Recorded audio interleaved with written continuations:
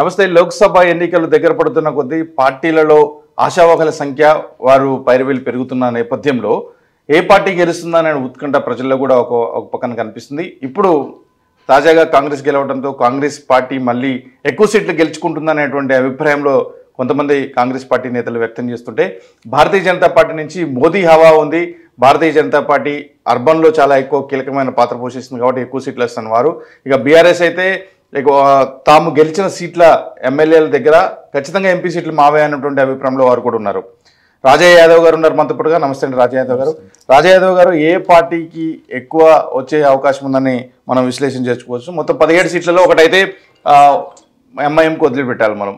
ఇంకా 16 సీట్ల గురించి మనం మాట్లాడితే ముందుగా బీఆర్ఎస్ గెలిచే సీట్లు ఎన్ని ఉండొచ్చు? సరే, బీఆర్ఎస్కు ఒక్క సీటు కూడా గెలవదు. ఒక్క సీటు కూడా గెలవదు బీఆర్ఎస్ అనేది. ఒక మెదక్ ఒకటి గెలుస్తుందనే ఆలోచనలో ఎంత మాత్రం గెలవదు. బీఆర్ఎస్కు 0%. ఎంఐఎం కూడా ఈసారి గందరగోళంలో ఉన్నది.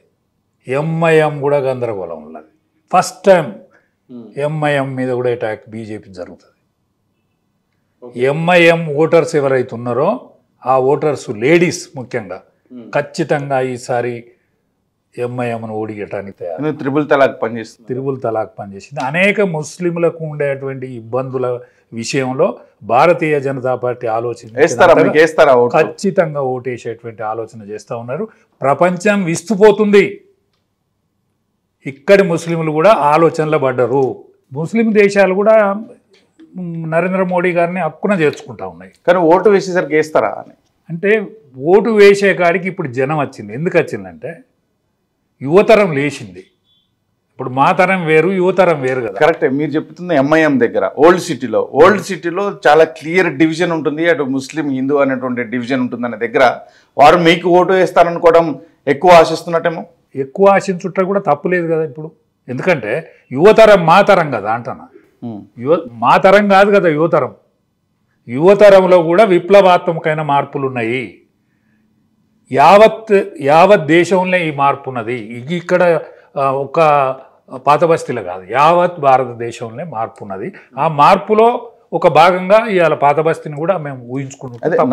నార్త్ ఈస్టర్న్ కంట్రీలో స్టేట్స్లో మీకు వచ్చి యావత్ భారత్ కాబట్టి ఇక్కడ కూడా వస్తాయనే ఆశ ఖచ్చితంగా. ఎందుకంటే మార్పు అనేది సహజం, ఎప్పటికట్నే ఉండదు. కానీ ఓవైసీలు చాలా స్ట్రాంగ్, దేశవ్యాప్తంగానే ఎదుర్కొంటున్నాము అనే గట్టిగా చెప్పే ఓవైసీల దగ్గర తప్పేం లేదు.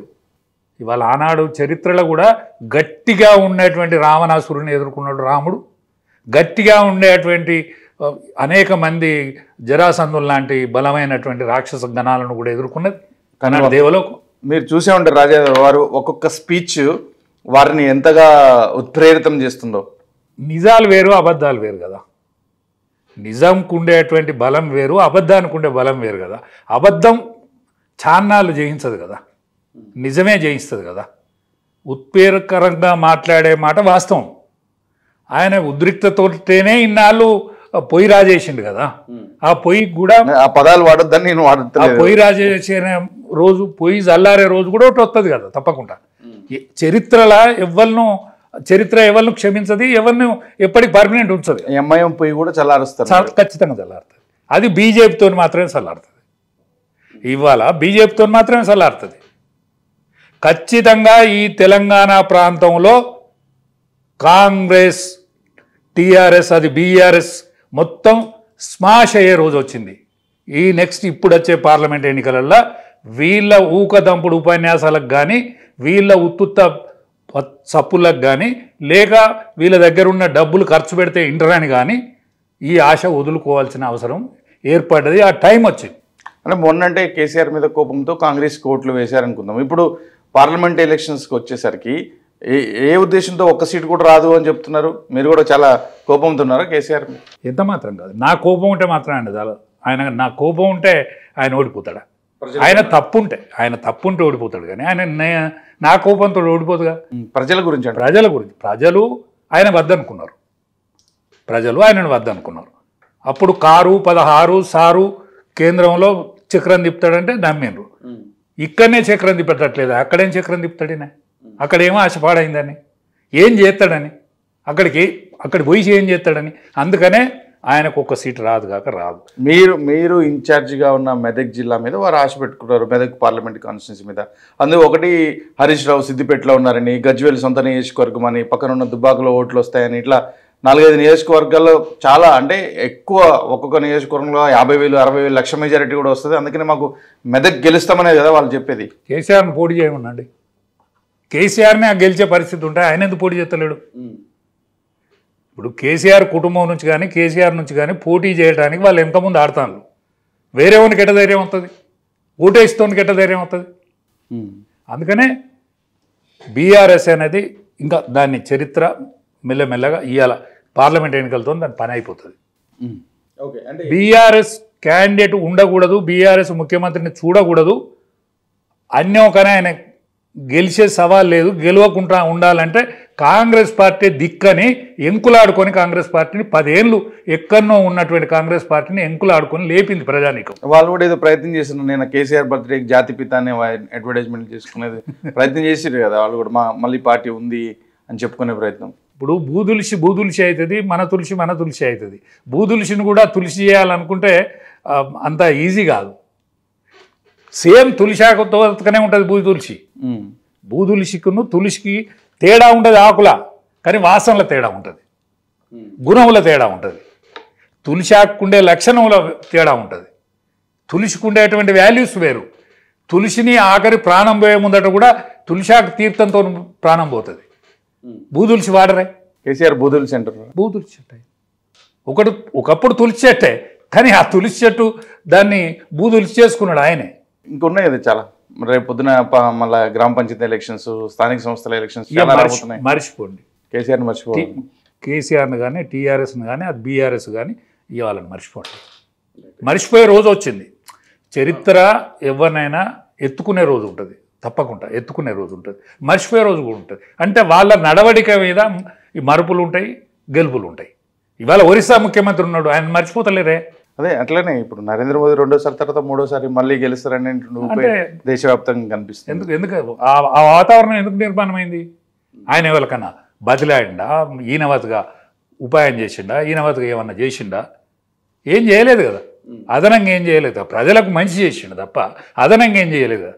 ప్రపంచంలో ఇవాళ ఎక్కడనో అడుగున పోతుంది భారతదేశం అన్నదాన్ని అగ్రరాజ్యాల సరసన చేరేటువంటి ప్రయత్నం ఇది ప్రజలకు తెలుస్తుంది కదా. ఓకే, మీ పార్టీ ఆయననే నమ్ముకొని ఎలక్షన్స్కి పోతుంది అంతే. యంత్రాంగం, ఆయనతో పాటు యంత్రాంగం, పార్టీ యంత్రాంగం, పార్టీ నాయకులు, మత్సలేని మహానాయకులు ఎంతమంది లేరు? ఉత్తరప్రదేశ్ ముఖ్యమంత్రి లాంటి వాళ్ళు ఎంతమంది లేరు? వారి ప్రభావం తెలంగాణ ఎన్నికల్లో ఏముండదు కదా. ఏముంటుంది? ఆయన ప్రభావం ఇక్కడ ఉండదు కావచ్చు, కానీ పార్టీ ప్రభావం, పార్టీలో ఉన్న నాయకత్వ ప్రభావం, పార్టీకి ఉన్న లక్షణం ఉండదా? ఖచ్చితంగా ఉంటుంది కదా. మా అరమరికలు ఉంటాయి, మా తేడాలు ఉంటాయి, మాకు దెబ్బదాకా ఉంటుంది, మాకు పురుషార్థం ఉంటే దాంతో కూడా ఫలితం ఉంటుంది. వారిని నమ్ముకొని ముందుకు పోతున్నారా? తెలంగాణ రాష్ట్రంలో మొన్న అధికారం రాబోతుందనేటువంటి చర్చ నుంచి 8కే పరిమితం అయ్యారు కదా. ఒకటే, తెలంగాణలో జరిగిన ఎన్నికలు, అసెంబ్లీ ఎన్నికలల్లో మేము ప్రజలు అనుకున్న రీచ్ కాలేకపోయినాం.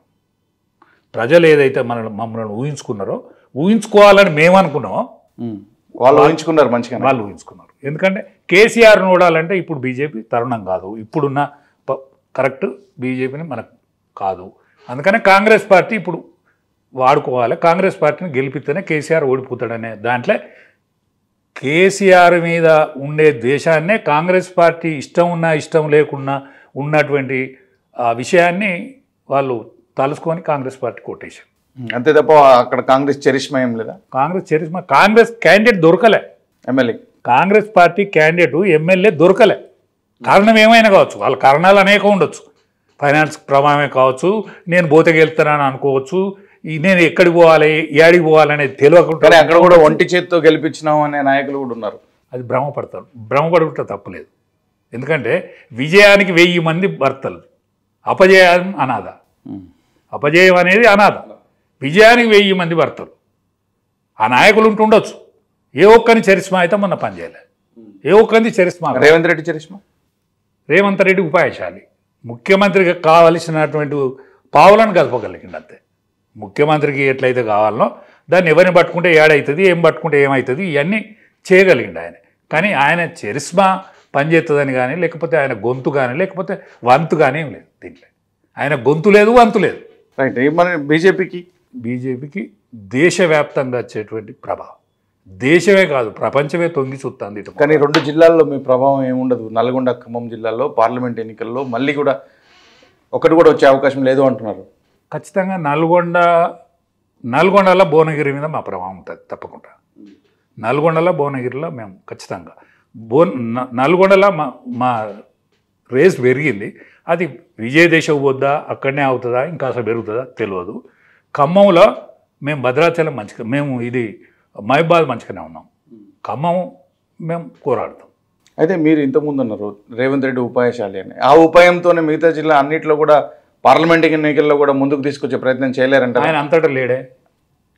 ఆయన పుట్టి పెరిగిన మహబూబ్నగర్నే ఆయన చరిస్మా లేదు. ఆయన మహబూబ్నగర్నే మొన్న గెలిచిండు, ఎమ్మెల్యే గెలిచిండు, ముఖ్యమంత్రి అయిండు కదా. మహబూబ్నగర్ ఆయన గెలవలేడు. పార్లమెంట్ రాదంటారా? రాదు, ఏ పరిస్థితుల్లో రాదు. మహబూబ్నగర్లో కష్టం ఆయన. అచ్చా మహబూబ్నగర్లో తప్ప వేరే కాడ లేడు ఆయన. నల్గొండకు వచ్చే వరకు కోమారెడ్డి బ్రదర్స్ ఇంకేవాలో ఇంకా వీళ్ళు ఉన్నారు. మళ్ళీ వాళ్ళ చేతులకే వ్యవస్థ ఉంటుంది. అది నల్గొండ కాడికే, అది భువనగిరి కాడికి లేదు. మళ్ళీ నల్గొండ కాడికే ఉన్నది కానీ భువనగిరి కాడి లేదు. మా వరంగల్ ఉన్నది. వరంగల్న కొత్త హీరోలు కాదు, పాత హీరోలునే కొత్త వేషాలు వేసింది. వాళ్ళు గెలిచిళ్ళు కాబట్టి వాళ్ళకి ఏక తప్పదు కదా. ఓకే. ఇప్పుడు అది వరకు కొండమూరులో కొంత ఉండేది, పులివన్నీ ఉండేది. ఇప్పుడు పులియే కానీ పులివన్నీ లేదు. పులివన్నీ ఉన్నది కానీ పులిగాడు, వెనకటి పులిగాడు. అట్లా ఇటువంటివి కొన్ని పలచబడ్డాయి. ఖమ్మం పోతే పొంగులేటి వాళ్ళు, ఖమ్మంలో కొంత పొంగులేటి మన తుమ్మల నాగేశ్వరరావు వాళ్ళు కొంత ప్రభావం చూపుతారని అనకపోతే నేను అజ్ఞాన్ని. చూపుతారని అనకపోతే నేను కరెక్ట్ కాదు. చూపుతారు తప్పకుండా, కానీ మా వాతావరణం మెరుగవుతుంది. ఆ మెరుగు మీదికి పోద్దా ఆడనే ఆగుతా తెలియదు. అంటే ఖమ్మం నల్గొండలో మాత్రమే కాంగ్రెస్తో మాకు పోటీ ఉంటుంది. ఏ జిల్లాకి ఆ జిల్లాకు పరిమితమైన నాయకులు ఉన్నారంటారు. అంత కానీ ఆ జిల్లాని ఇప్పుడు ఆ జిల్లాలో గెలిపించుకునే సత్తా ఉన్నవాళ్లే కదా వాళ్ళు. మరి సత్తా ఉన్నమాట నిజం, కానీ పైన ఎవల కోటెత్తానం అనేది ఇవాళ ప్రజలకు ఉన్నది. ఓటర్ ఎవడైతున్నాడో, నేనేసే ఓటు గెలుస్తాందా గెలుస్తలేదా, ఇక్కడ గెలుచుడు కాదు. నేను ఓటేసేటోడు ప్రధానమంత్రి అవుతాడా అయితలేడా పార్టీ. నేను వేసే ఓటు ఏదైతున్నదో ప్రధానమంత్రికి కావాలి కదా. ఇది ప్రధానమంత్రి ఓటు కాదు కదా, ముఖ్యమంత్రి ఓటు కాదు కదా. కేసీఆర్ని దించుడు కాదే, కేసీఆర్ని ఎక్కించుడు కాదు, కేసీఆర్ని దించుడు కాదు. ఇంట్లో ప్రధానమంత్రిని ఎక్కించుడు, ప్రధానమంత్రిని దించుడు. రాహుల్ గాంధీ వర్సెస్ నరేంద్ర మోడీ. రాహుల్ గాంధీ అనేది పాపం ఆయన పిల్లగాడు కాదు, పెద్దోడు కాదు, లీడర్ కాదు. ఏం తెలిసిందా తెలియలేదా తెలియదు. మేము చాలా మెచ్యూరిటీ వచ్చింది, పెరిగింది అంటున్నారు వాళ్ళు. గడ్డం అయితే నడిచింది తప్ప మ్యాచ్యూరిటీ అనేది వచ్చినట్టు కనిపించలేదు. ఎందుకంటే ఇవాళ ఢిల్లీలో ఉండి వ్యూహం చేసుకోవాలి. ఇవాళ అంటే నేను పాదయాత్ర చేస్తాడనే నాకేం ఈర్ష్య లేదు ఆయన మీద, కానీ ఢిల్లీలో ఉండి వ్యూహం చేసుకోవాలి. ఆయనకు అనుచర వర్గం ఏదైతున్నదో పార్టీ అంతా ఎక్కడికక్కడి చింపుకొని పోతుంది. అనేక సంవత్సరాలు ఆయనతో ఉన్నటువంటి కమల్నాథ్ లాంటి వాడు పోతాడు. ఇవాళ కాంగ్రెస్ పార్టీని నమ్ముకున్న ఇంకా డిక్లేర్ చేయలేదు, పోతడా పోడా కానీ కన్నైతే పడ్డది కదా. మారే దీంతోనే ఒక ఆలోచన వచ్చింది. దీంతోనైతే అయ్యేటట్లేదు, ఇది ఈ ఎద్దును కడితే బండి వెళ్ళేటట్లేదు, ఈ కాంగ్రెస్ పార్టీతో ఏమయ్యేటట్లేదు అని కమల్నాథ్ లాంటి వాడికి అనుమానం వచ్చింది కదా. అనుమానం ప్రభావం ఇక్కడ ఓటర్ల మీద కూడా తప్పకుంటుంది. ఎస్పి చవాన్, ఇక్కడ చవాన్ గారి ఫ్యామిలీ అనేక సంవత్సరాల నుంచి కాంగ్రెస్ పార్టీలు ఉన్నారు కదా. మన నాందేడ్ అంటే మనం ఆనుకోనే ఉండదు, తెలంగాణ ఆనుకొని ఉన్న నాందేడ్ ప్రాంతంలో కూడా అనుమానం వచ్చింది కదా. ఇవాళ కర్ణాటకలో నిన్నగాక మొన్న ప్రభుత్వం వచ్చింది, ఇవాళ అక్కడ కనిపిస్తుంది కదా. ఇవన్నీ కల్పిస్తే ఏమవుతుంది అంటే నరేంద్ర మోడీ ప్లస్ రాహుల్. అయితే ఇది జిల్లాల వారీగా మాట్లాడుతున్నాం. నల్గొండ, ఖమ్మం, ఇప్పుడు వరంగల్కి వచ్చేసరికి మీ పాత లీడర్లు ఎవరో కొంత ప్రభావితం చేసినా కూడా అక్కడ కూడా బీజేపీకి గెలిచిన రోజులు ఉండే, అక్కడ కూడా బీజేపీకి ఓటేసిన రోజులు ఉండే. ఒక్కటేందంటే ఓటరు ప్రతి ఒక్కడు ఇవాళ మోడీ వెనక బీజేపీ ఉన్నది. ఏ మాటకు ఆ మాట చెప్పాలి. నేనేదో బీజేపీ లీడర్ని కాబట్టి ఏది పడితే అది చెప్తే నడుతుందని నేను అనుకోవట్లేదు. మోడీ అనేది ఆయన ముందట ఉన్నాడు. మా చిన్న ఆయన ఉంటాడు 83 ఏళ్ళు ఉంటాడు. ఆయన దగ్గర పోయినా. నేను టీఆర్ఎస్లో ఉన్నప్పుడు ఆయన టీఆర్ఎస్ కోట్లేలే, ఆయన బీజేపీ కోట్లేసాను. ఓకే, నేను ఆయనను ఎక్కువ నొప్పిపోయేది. ఎప్పుడన్నా అడిగేది వాళ్ళ అభిప్రాయం ఏంది అంటే నాటి నుంచి నేను బీజేపీకి వేసిన బిడ్డ అనేది. మొన్న పోయినప్పుడు అడిగిన నేను, ఏంటిదే మరి ఇప్పుడు ఏమైతుంది అంటే, ఎన్నడూ లేదు కానీ మొన్న నేను కాంగ్రెస్ కోటేసిన బిడ్డ. ఎందుకురా, ఎందుకు వేసినా ఆయన, ఎందుకు వేసినావు బాబు, గట్లెందుకు వేసినావే, నువ్వు వేయవు కదా, నేను బీజేపీకి వచ్చేటోని గట్లెందుకు వేసినావు అంటే, అందరు తిట్టుడేనరా కేసీఆర్ను, అందరు తిట్టుడే. తిట్టేటోనికి నేనేది కోటేయాలి, తిట్టేటోడు వాడు ఓడిపోవాలి కదా, ఓడిపోవాలంటే బీజేపీ కోటేస్తే వాడు ఓడిపోయేటట్లేదు కదా, అందుకని నేను కాంగ్రెస్ కోటేసిన. మరి ఇప్పుడేమంటానులే, ఇప్పుడు మోడీ అంటాను బిడ్డ అందరూ.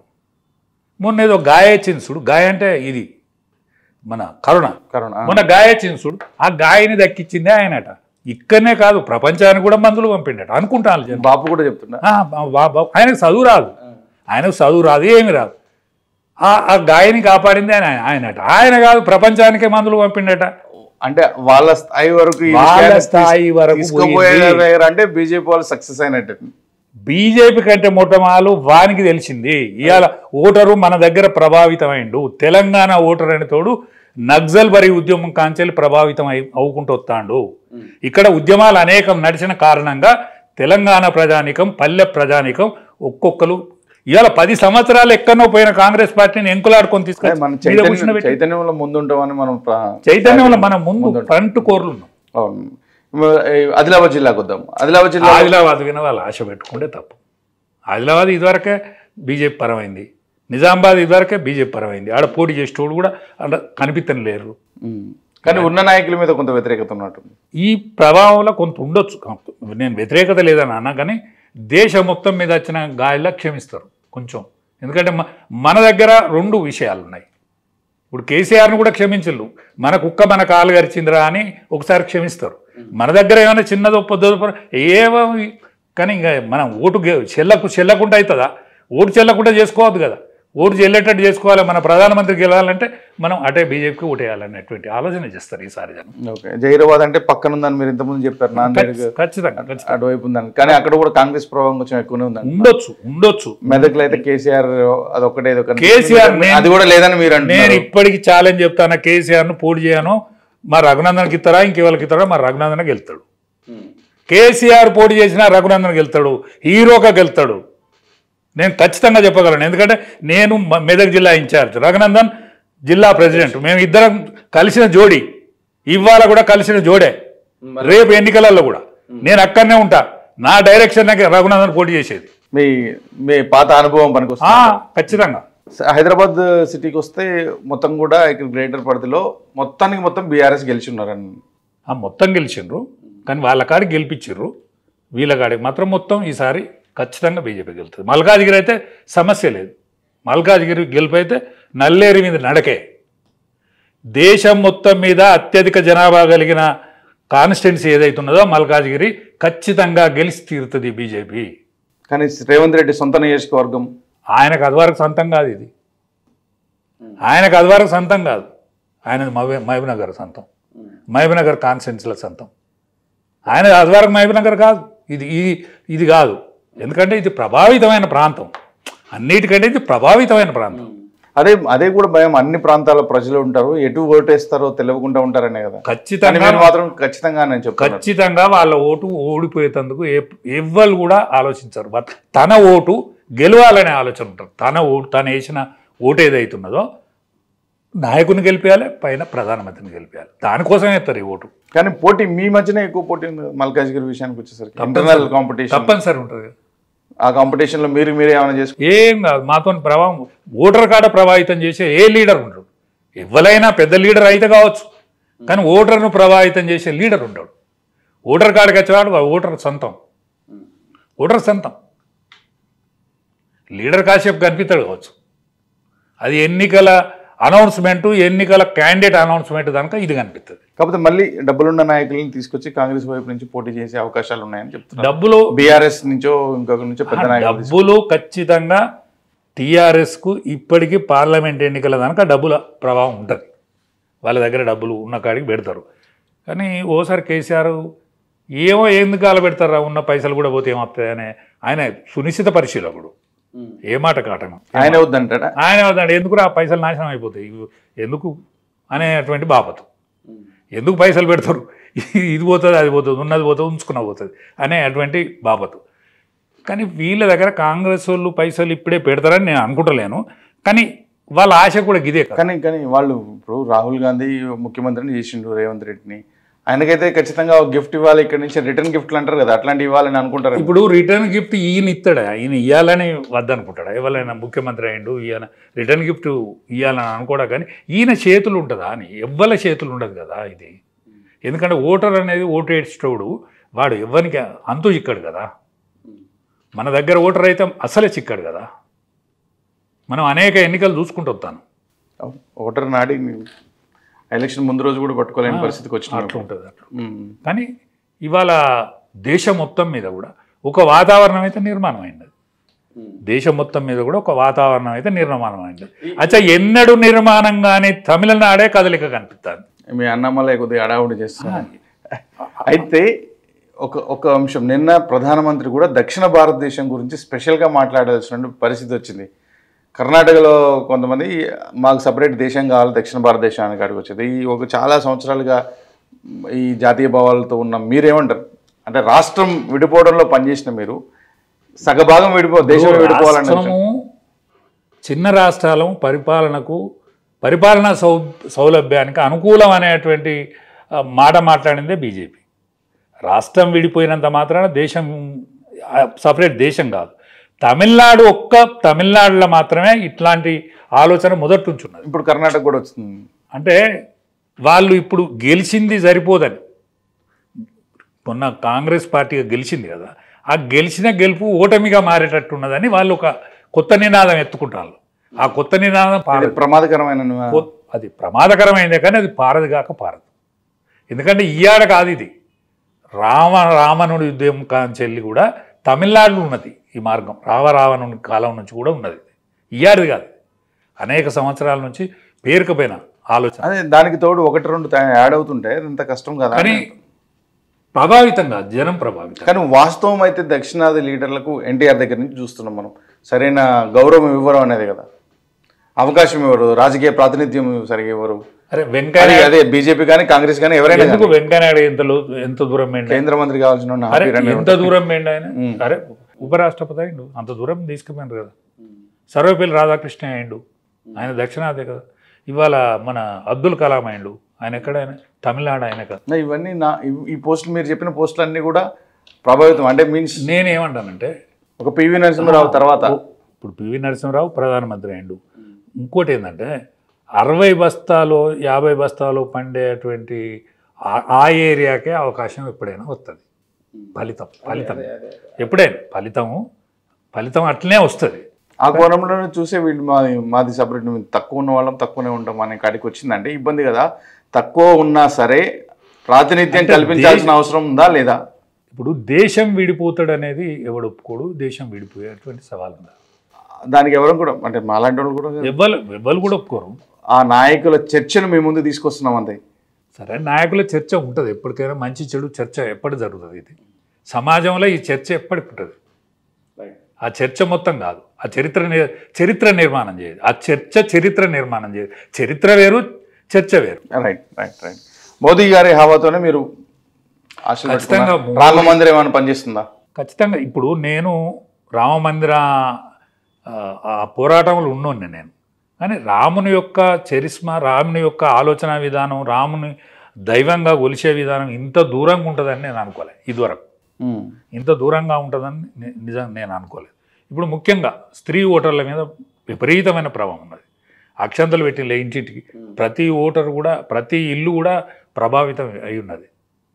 ఎన్నడికి ఇంత ఉంటుందని అనుకోలేదు. అదేదో ఉత్తరాదిలో ఉంటుంది, ఈ దక్షిణాదికి వస్తుందా అని అనుకున్నాం, కానీ దక్షిణాదిలో కూడా ఆ ప్రభావం ఉన్నది. రైట్. రాష్ట్రంలో ఉన్నటువంటి ప్రధాన పార్టీల నాయకుల గురించి ఇప్పుడు ఒకవైపు కేసీఆర్, ఇంకోవైపు రేవంత్ రెడ్డి, బీజేపీకి వస్తే కిషన్ రెడ్డి అధ్యక్షులుగా ఉన్నారు.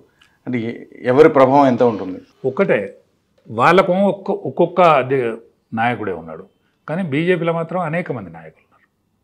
అనేక మంది నాయకుల ప్రభావం ఉంటుంది దీని మీద. ఇప్పుడు మాకు ఇవాళ ఈటల రాజేందర్ కానీ లేకపోతే మన బండి సంజయ్ కానీ కిషన్ రెడ్డి గారు కానీ మన ఇప్పుడు నిజామాబాద్ ఎంపీ ఆయన కానీ అరవింద్ కానీ ఇప్పుడు డికే అరుణ కానీ ఇట్లాంటి వాళ్ళ ప్రభావం కూడా మా దగ్గర ఉంటుంది. అనేక మంది ప్రభావం ఉన్నది.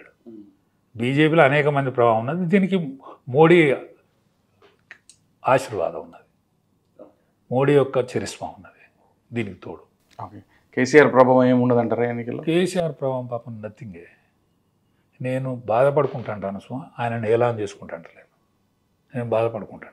ఫస్ట్ టైం ఆయన కోల్పోయిండు. ఫస్ట్ టైం మొట్టమొదటిసారి ఆయన ప్రభావాన్ని ఆయన కోల్పోయిండు. ఆయనను అడగండి, ఆయనకు తెలిసింది నా ప్రభావం లేదురా ఈసారి పనిచేస్తలేదు అని ఆయనకు తెలుసు. ఇంత తొందరగా పోతుందని అనుకోలేదు కానీ పోయింది. ఎందుకంటే అది ఆయన చేయరాని పనులు చేసిండు. అది 10 సంవత్సరాల తర్వాత పోయింది అనుకున్నా. కొత్తగా ఉన్నారు కదా రేవంత్ ప్రభావం ఎంత మాత్రం ఉండదు. ఆయన ప్రభావంతో రేవంత్ అయింది తప్ప ఆయనను కేసీఆర్ను తీసి ఎట్లా పోతాడు కేసీఆర్ అంటే రేవంత్ వచ్చిండు తప్ప రేవంత్ ప్రభావంతో రేవంత్ రాలే. మొత్తానికైతే బీజేపీ ఎక్కువ సీట్లు వస్తాయన్నది మీ అంచనా? ఖచ్చితంగా. థ్యాంక్ యూ సో మచ్ రాజయాదవ్ గారు.